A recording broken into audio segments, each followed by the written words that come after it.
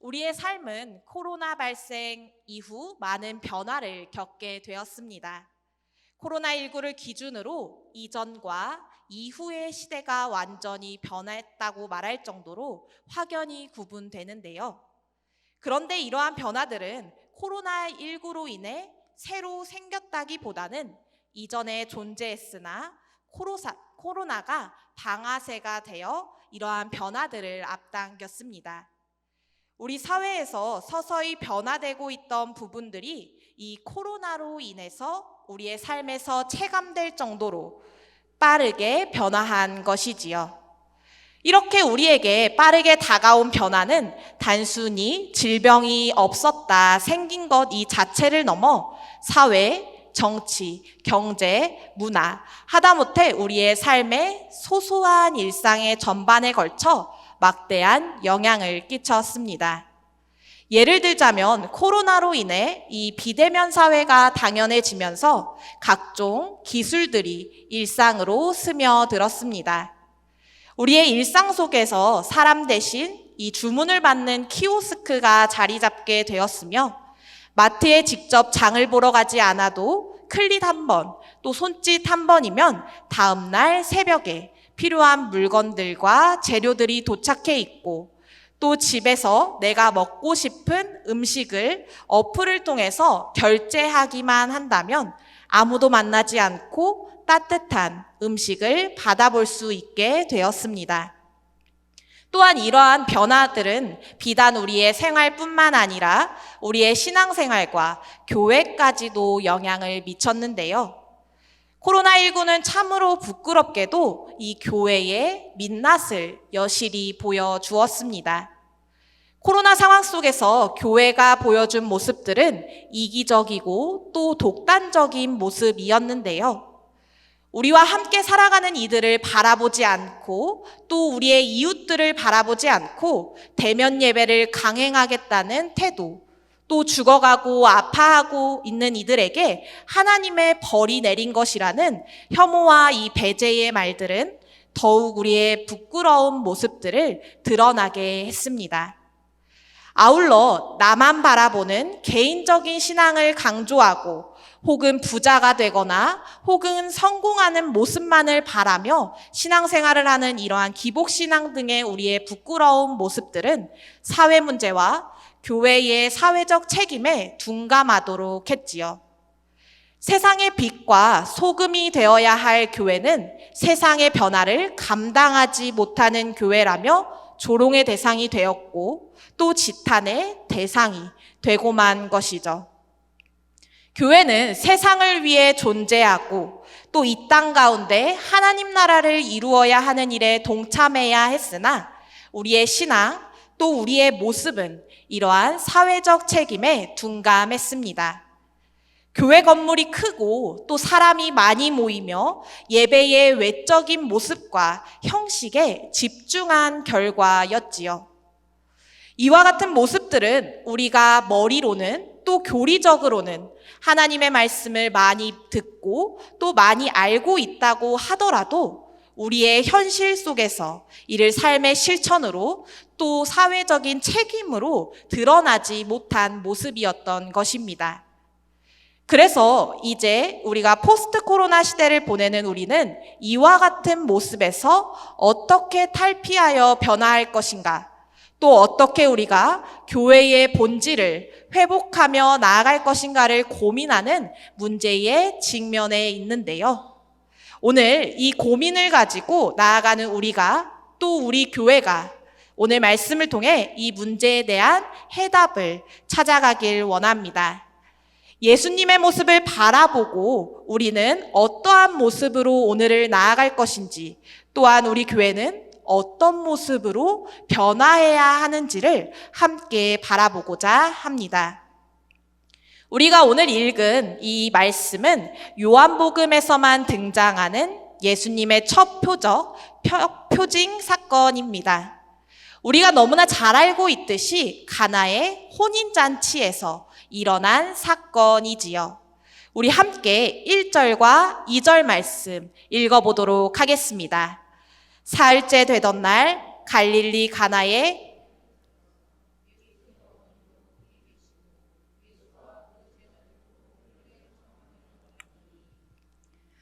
혼인은 서로 다른 이들이 새로운 공동체를 이루는 기쁨의 순간입니다. 많은 하객들로부터 축하를 받고 기쁨을 나누는 이 자리, 이 시간이 바로 혼인이지요. 이 혼인잔치에서 절정의 순간은 바로 신랑의 집에서 행해지는 잔치, 축제였습니다. 혼인잔치는 이 유대인들에게 있어서 가문의 명예를 위하여 너무나 중요한 축제였기에 성대하게 이루어졌지요. 그리고 그 당시 일반적으로 이 유대인의 혼인잔치는 하루에 끝나지 않고 일주일 혹은 그 이상에 걸쳐 진행되었습니다. 그래서 잔치를 위하여 충분한 음료와 또 충분한 음식이 필요했고 이를 손님들에게 대접해야 했지요. 오늘날 우리의 결혼식에서도 마찬가지로 가장 중요한 것이 주차와 음식이라고 합니다. 이렇게 말할 정도로 결혼식에 맛없는 음식 혹은 음식이 다 떨어지게 되었다면 하객들 접대를 정성껏 하지 않았다라는 비난을 피하기 어렵지요. 그런데 오늘 말씀에서도 잔치의 필수 음료인 포도주가 모자라게 되었습니다. 잔치를 흥겹게 만들어주는 이 포도주가 부족한 것은 심각한 문제였는데요. 그 당시 랍비들이 포도주가 없으면 기쁨이 없다라고 말했을 정도로 포도주는 잔치의 필수품이었고 이가 부족하다는 것은 잔치의 흥이 깨질 뿐만 아니라 혼인잔치를 연 주인들에게는 큰 수치가 될 문제에 직면하게 된 것이었지요. 그런데 오늘 말씀에서 이러한 문제가 일어난 것을 먼저 알아챈 이가 등장하고 있습니다. 바로 예수의 어머니 마리아였습니다. 이 혼인잔치에 예수님의 어머니 마리아와 또 예수님 그리고 제자들은 이 혼인잔치의 초대를 받아서 그 잔치에 함께하게 되었습니다. 이들은 아마도 예수님의 친척 중에서 어떤 사람이 결혼을 했거나 아니면 예수님과 가까운 사람이 결혼했기에 이 혼인잔치에 참석했을 것입니다. 왜냐하면 마리아는 이 잔치에 초대된 손님의 역할이라기보다는 잔치를 준비하는 사람, 또 준비하는 역할을 담당하고 있었기 때문인데요. 그녀는 잔치의 음식이 부족하다는 사실을 자세히 알고 있었고 하인들에게 명령할 수 있는 위치에 있었다는 것을 볼 때 마리아 역시도 그들의 혼인에 그 잔치에 어느 정도 책임이 있었던 것임을 볼 수 있는 것이죠. 그래서 이 혼인잔치가 가문의 명예를 위해서 중요한 잔치였다면 가족으로 여겨졌던 마리아 역시 이와 같은 난관을 해결해야 했습니다. 그래서 그녀는 아들인 예수님에게 포도주가 없는 현실을 알리며 도움을 줄 것을 청하게 되는데요. 그런데 오늘 이와 같은 청에 예수님은 조금은 냉담하게 반응하고 계십니다. 우리 함께 4절 말씀 읽어보도록 하겠습니다. 예수께서 이르시되 여자여 나와 무슨 상관이 있나이까 내 때가 아직 이르지 아니하였나이다. 아멘. 마리아는 예수님이 포도주가 떨어진 이 상황에 관심을 기울이고 이를 해결해 주기를 바랐으나 예수님은 내가 무슨 상관이 있습니까? 아직 내 때가 이르지 않았습니다. 라고 말합니다. 이는 이 포도주가 떨어진 일이 나와 당신에게 무슨 관계가 있습니까? 나와 마리아 당신에게 있어서 이 일은 관계가 없다라는 것을 표현한 것이었죠. 또한 예수님은 아직 때가 이르지 않았다라고 말씀하시는데 여기서의 때는 십자가 죽임 당하시고 다시 부활하셔서 하나님께로 승천하실 때 그리고 다시 재림하실 때를 의미합니다. 즉, 하나님이 정하신 때가 아직 나에게 이르지 않았음을 이야기하시며 이러한 마리아의 요청에 거절한 것이지요. 하지만 이러한 대답에도 불구하고 마리아는 예수님이 어떤 일을 하실 것을 믿고 또 알고 있었습니다. 예수님이 어떠한 방법으로 그 일을 이루실지는 몰랐으나 예수님께서 필요의 요청에 응답하실 것을 믿고 있었습니다. 그래서 하인들에게 예수님이 무슨 말씀을 하시든지 그대로 하라라고 요청합니다. 예수님이 어떤 말씀을 하시더라도 이 일을 제기하지 말고 즉시 행하라고 요청한 것입니다. 마리아는 반드시 예수님이 들어주실 것이라는 그 믿음을 가지고 있었기에 또한 예수님은 자신의 필요를 들어주실 것이라는 확신이 있었기에 이를 믿었던 것이지요. 이어 예수님은 유대인의 정결 예식을 행하는 항아리를 발견하시고 그곳에 물을 채우라고 말씀하십니다. 우리 함께 6절과 7절의 말씀 읽어보도록 하겠습니다. 거기에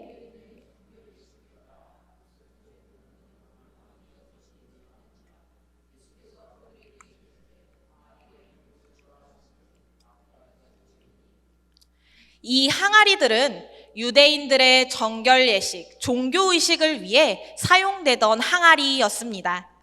그들은 씻는 일을 중요시하여 식사 전후에 씻었는데 이는 위생적인 이유 때문이 아니라 의식적인 불결에서 벗어나 깨끗하게 된다는 의미를 가지고 이와 같이 행했던 것이죠. 이처럼 씻는 행위, 이러한 정결 의식은 유대인들이 꼭 지켜야 하는 유대인들의 법이었고 관례였습니다. 그런데 오늘 예수님은 그 정결 예식에 쓰이는 항아리를 사용하여 물을 채우라고 말씀하십니다. 이 집에 당장 필요한 것은 물이 아니라 포도주였지만 예수님의 말씀에 이 일을 행하는 이들은 이 일을 제기하지 않고 항아리에 물을 채우게 되지요. 그리고 예수님은 그것을 곧장 연회장에게 가져다 주라고 말씀하십니다. 연회장은 이 손님들에게 먹을 것과 마실 것을 제공하는 일을 하던 사람이었습니다.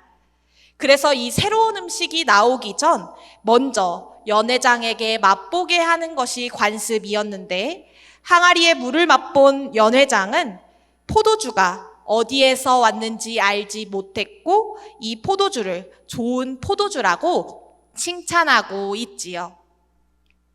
이렇게 예수님은 물이 포도주로 변한 첫 표적을 통해 하나님의 영광을 드러내셨고 나타내셨으며 또한 제자들에게 이를 통해서 믿게 하십니다. 그렇다면 오늘 말씀을 바라보면서 우리가 깨닫게 되는 것은 무엇일까요? 예수님이 물을 포도주로 변화시킨 것,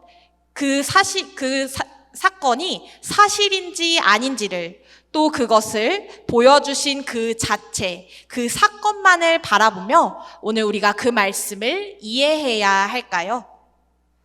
우리는 먼저 오늘 말씀을 통해서 이 표적 사건이 사실인지 아닌지를 고민하는 것을 넘어 우리의 필요를 채워주시고 우리의 믿음의 요청에 응답하시는 예수님을 만나길 소망합니다.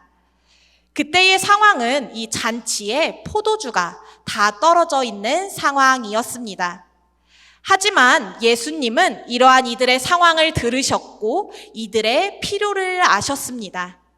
그리고 자신과는 아무 상관없음에도 불구하고 또한 자신의 때가 다 되지 않았음에도 불구하고 예수님은 이들의 필요를 채워주십니다. 이와 같은 예수님의 모습을 통해서 예수님의 구원 사역은 언제나 제자들 그리고 이를 필요로 하는 모든 이들에게 주어진다는 것을 발견할 수 있는 것이죠. 예수님의 삶의 평생은 절실한 이들의 필요를 들으시며 또 그들에게 응답하시고 그들의 삶을 완전히 변화시켜 주셨습니다. 새로운 주님의 길로 인도하여 주셨고 또한 이끌어 주셨으며 그들의 문제를 해결해 주셨습니다. 오늘 말씀에서도 마찬가지입니다. 예수님은 첫 표적 사건을 통해서 사람들의 필요와 믿음의 요청을 들으시고 이를 보여주셨습니다. 그들이 처한 상황에서 그들의 절실한 필요와 요청을 들으시고 이를 채워주셨습니다. 이러한 예수님이 오늘 우리에게도 응답하십니다. 예수님은 우리의 필요를 들으시고 이를 준비하십니다. 물론 그 뜻이 우리의 생각이나 또 우리의 뜻대로 준비되지 않을지라도 결국 예수님의 모든 구원 사역은 우리를 위한 것으로 준비됨을 믿습니다. 오늘 우리의 이러한 간절한 외침을 들으시고 우리의 절실한 요구에 응답하시는 예수님을 만나길 소망합니다. 그 예수님의 한없는 사랑을 경험하는 우리가 되기를 바랍니다. 또한 이와 더불어 우리는 물을 포도주로 만든 이 사건을 바라보며 이전의 시대, 즉 율법의 묵은 시대가 지나가고 예수님의 시대, 새로운 시대가 옴을 발견할 수 있습니다. 예수님이 물을 담은 항아리는 유대인들의 정결 예식을 행하는 물을 담던 항아리였습니다. 즉, 이는 유대인의 법, 유대인의 관례, 사회에서 통용되는 질서와 의식이었습니다. 하지만 예수님은 이 항아리를 이용하여 물을 포도주로 만드십니다. 이제 예전의 것을 바꾸어 버리시고 더 나은 것으로 예전의 것을 폐하하십니다. 이는 이전에 율법적이고 관념적으로만 머물러 있던 옛 것들은 모두 폐하고 예수님으로부터 또 예수님으로서 새로운 시대가 도래했으며 예수님의 복음이 선포되는 것을 알려주고 계시는 것이죠. 이처럼 우리는 예수님이 보여주신 이 표적을 통해서 예수님의 모습을 또 변화된 그 새 시대를 살아가야 하는 것입니다. 예수님이 보여주신 모습, 그 새로운 모습을 따라가는 교회가 되어야 하는 것이죠. 코로나19를 겪으면서 우리의 모습, 또 우리의 교회의 모습은 어떠했습니까? 종교적인 행위에 얽매여 다른 이들을 정죄하고 나만이 옳다고 생각하며 우리의 이웃들을 바라보지 못했습니다. 외적인 모습과 이 보이는 행위에만 집중하고 중요시 여기는 모습들을 보였습니다. 이러한 부끄러운 우리의 모습은 오늘 말씀에서와 같이 항아리에 담긴 물이지 않을까요? 예전의 것, 이 율법에 매여 있는 것은 아닐까요? 하지만 오늘 예수님은 그 모든 것들을 또 그 옛 것을 모두 포도주와 같이 새롭게 변화시켜 주십니다. 우리에게 한없는 은혜와 그 사랑을 베풀어 주셔서 우리의 필요를 들어주시고 새로운 주님의 복음으로 바꾸어 주십니다. 사랑하는 성도 여러분, 세상의 빛을 잃어가는 우리의 모습, 또 우리 교회의 모습 속에서 우리는 항아리와 담긴 물과 같이 예전의 것, 또한 예전의 율법과 관념, 또한 나만 생각하는 이기적인 모습에 빠져 있는 것이 아니라 예수님이 변화시켜 주시는 새로운 복음으로 그리고 새롭게 보여주시는 하나님의 나라로 나아가야 합니다. 오늘 우리가 주님께 요청하고 구해야 하는 것은 바로 이것입니다. 우리가 기쁨으로 맛보아야 하는 것도 바로 이것입니다. 우리 주님은 오늘도 우리에게 이전보다 더 나은 새로운 삶을 보여주고 계시며 준비하고 계십니다. 그 주님의 사랑과 주님의 은혜를 경험하기 위해서는 우리가 예전의 모습에서 방향 전환하여 주님이 더하여 주시는 복음의 포도주를 맛보고 누리며 새롭게 나아가야 하는 것입니다. 오늘 주님은 우리를 그 길로 나아갈 수 있도록 준비하고 계시고 또 그 축제의 현장으로 우리를 부르고 계십니다. 우리에게 새로운 기쁨을 누리게 하십니다. 오늘 여기 나온 우리 모두가 주님이 보여주시고 또한 변화시켜 주신 그 기적을 따라 주님만 바라보며 나아가는 우리 모두가 되기를, 또한 예수님과 함께하는 기쁨을 느끼며 새로운 삶으로 또 새로운 하나님의 나라로 이끄시는 그 주님의 부르심에 응답하며 살아가는 우리 모두가 되기를 이 시간 진심으로 기대하며 소원합니다. 우리 이 시간 그 마음 담아 함께 찬양하기를 원하는데요. 우리가 그 주님의 길로 함께 걸어가길 원합니다. 우리가 주님께 가까이 가기를 원합니다. 우리가 그 주님의 말씀을 따라 주님께 가까이 가오니 우리의 마음 가운데 또 우리의 교회 가운데 새로운 포도주로 주님 맛보여 주시옵소서. 이 시간 그 마음 담아 함께 찬양하기를 원합니다. 함께 찬양하시겠습니다. 주께 가까이, 주께 가까이 날 이끄소서. 간절히 주님만을 원합니다.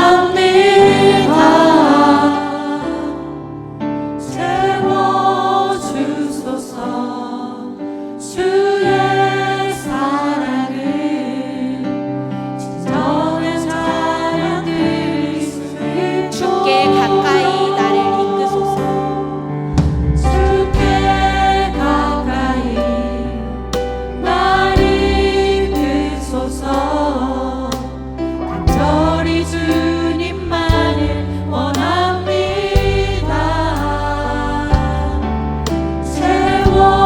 채워주소서.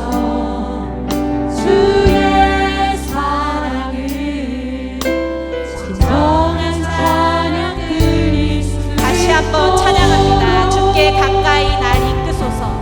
주께 가까이 날 이끄소서. 간절히 주님만을 원합니다. 채워주소서. 주의 사랑을 진정한 찬양 드릴 수 있도록. 목마른 나의 영혼, 목마른 나의 영혼 주를 부르니 나의 맘 만져주소서. 주님만을 원합니다. 원합니다.